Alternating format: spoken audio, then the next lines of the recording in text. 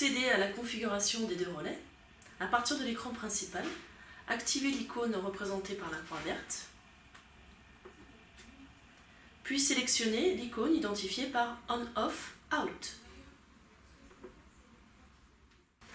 La ligne R1 Fonction active permet de paramétrer la sortie relais numéro 1 sur une fonction d'alarme défaut ou indicateur de seuil.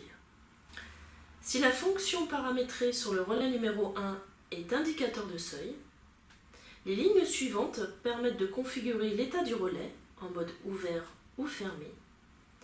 Elles permettent ensuite de sélectionner le paramètre lié à cette sortie relais, ainsi que le type de seuil qui sera activé sur l'état du relais. Si la fonction sélectionnée pour le relais numéro 1 est alarme défaut, les deux lignes suivantes permettent d'établir l'état du relais en mode ouvert ou fermé, et la ligne tempo alarme permet de définir une temporisation sur le relais configurable entre 0 et 3600 secondes. Pour configurer le relais numéro 2, procédez de la même manière que pour le relais numéro 1.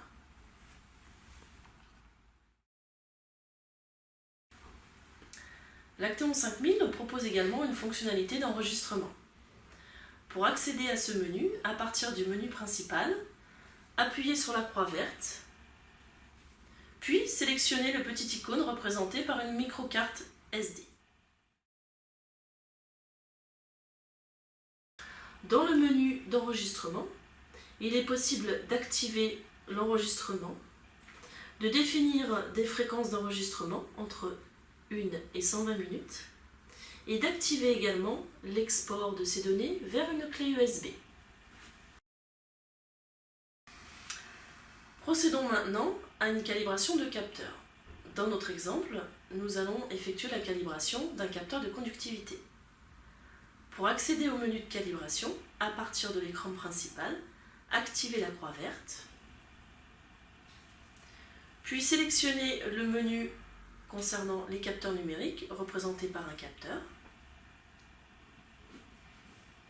et enfin, appuyez sur la touche notée CAL. Ensuite, sélectionnez le capteur pour lequel vous voulez effectuer la calibration. Dans notre exemple, le capteur de conductivité étant le capteur numéro 2, nous activons le capteur numéro 2. L'écran suivant permet d'accéder directement à la calibration du capteur ou bien de réinjecter les coefficients usine. Cette fonctionnalité peut être intéressante si une calibration de capteur s'est mal déroulée ou que le capteur est en défaut.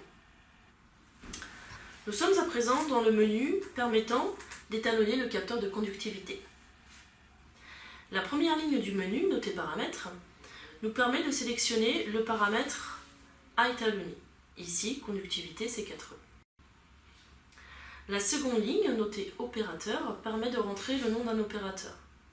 Il est important de noter que cette ligne doit être renseignée pour continuer à effectuer la procédure d'étalonnage. La troisième ligne permet de sélectionner la gamme de mesures dans laquelle nous voulons étalonner le capteur. Sur cet exemple, nous avons sélectionné la gamme 0-2000 microsiemens. Et la dernière ligne, notée étalon numéro 2, permet de sélectionner manuellement la valeur de la solution tampon que nous allons utiliser pour étalonner le capteur de conductivité. Nous venons de finir de configurer le mode d'étalonnage pour le capteur de conductivité, et pour accéder à la procédure d'étalonnage, il faut activer l'engrenage vert.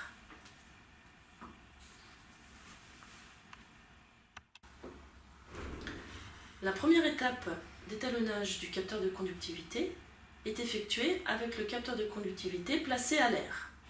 La valeur réglée est donc de 0 microsiemens. L'appareil vous indique si la valeur mesurée par le capteur est stable ou non. Dès que la valeur est stabilisée, vous pouvez valider cette première étape d'étalonnage en appuyant sur l'engrenage vert.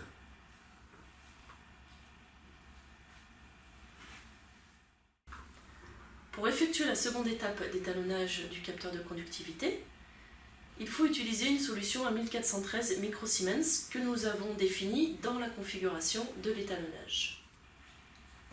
Plongez alors le capteur dans la solution de conductivité en agitant légèrement la solution avec le capteur et attendre que la mesure soit stabilisée.